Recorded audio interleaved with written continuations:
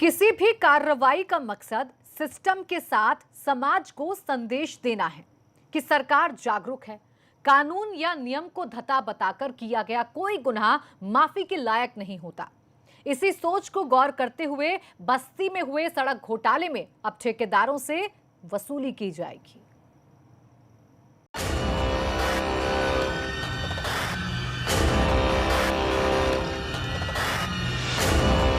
UP में योगी सरकार की भ्रष्टाचार के खिलाफ बड़ी मुहिम। सड़क के घोटालेबाजों पर भी कसा जाएगा शिकंजा। घोटाले की चुकानी होगी घोटालेबाजों को कीमत। घोटाले की रकम की पाई जाएगी वसूली। सरकारी खजाने के एक एक रुपए का होगा हिसाब। बस्ती में 40 घोटालेबाज ठेकेदारों पर कसा जाएगा शिकंजा। योगी सरकार अपने फैसले को लेकर सुर्खियां बटोरने में पीछे नहीं है। नैसर्गिक सिद्धांत पर अमल करते हुए हर गुनाह का हिसाब वो उसी अंदाज में कर रही है जिस हिसाब से गुनाहगारों की मंशा होती है।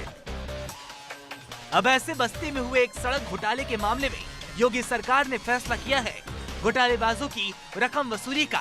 40 करोड़ से ज्यादा के सड़क घोटालों में ये रकम वसूली जाएगी 40 ठेकेदारों से जिन पर आरोप है घोटाले में शामिल होने का। मैं इस वक्त खड़ा हूं बस्ती महसो से होते हुए जो मोहाली की तरफ जाती है और इस सड़क की हालत आप देख सकते हैं कि कितनी बद से बदतर ये हालत हुई है। और इस सड़क का निर्माण 2013 में किया गया था जब सपा की सरकार थी और उस वक्त इस सड़क को बनाया गया था और बताया जा रहा है कि 55 करोड़ की लागत से इस सड़क का निर्माण हुआ था। और ये बस्ती जिले की अति महत्वपूर्ण सड़क है जो बस्ती को गोरखपुर और संतकबीरनगर जिले से भी जोड़ती है और सीधा ये बिहार के लिए निकल जाती है। और उसके बाद आप इस सड़क की हालत देख सकते हैं किस तरह से लोग यहाँ पर अपनी जान को जोखिम में डालकर सड़क पर चलने को मजबूर हैं। आप देख सकते हैं जो छात्राएं हैं, जो गाड़ियां हैं। सड़क का हाल आपको एबीपी गंगा ने दिखा दिया। अब आपको बताते हैं ये मामला है क्या। 2017 में भाजपा सरकार बनते ही मुख्यमंत्री योगी आदित्यनाथ ने गड्ढा मुक्त सड़क के निर्देश दिए। जिले में 232 सड़क का निर्माण हुआ और मरम्मत तय हुआ। इसमें 161 सड़क पर काम भी पूरा हुआ। 71 सड़क ऐसी रही जिनका काम नहीं हुआ। अधिकारियों और ठेकेदारों ने मिली भगत कर 55 ऐसी सड़क पर दिखा दिया जिसकी मंजूरी ही नहीं ली गई। 2019 में खुलासे के बाद सरकार ने जांच के बाद सख्ती दिखाते हुए आरोपी अधिशासी अभियंता आलोक रमन को बर्खास्त कर दिया। मामले में 2 एई और 10 जेई भी कार्रवाई की जद में आए। उसमें कई लोग दोषी पाए गए थे। उसमें तत्कालीन अधिशासी अभियंता जो थे उनको बर्खास्त भी किया जा चुका था। उनके अंडर में कई सहायक अभियंता और अवर अभियंता थे, उनके खिलाफ भी कार्रवाई की गई है।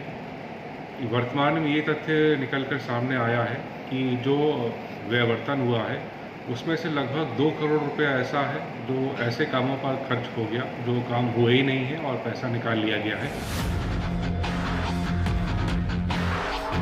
शायद ये पहला मौका है जब किसी घोटाले में सरकार ने दोषियों पर कार्रवाई करने के साथ रकम वसूली के लिए इस तरह की सख्ती पहल की हो, वरना कोर्ट कचहरी में उलझकर सजा दिलाने जैसी रस्म अदायगी तक ही सरकार की कवायद सिमट कर रह जाती है।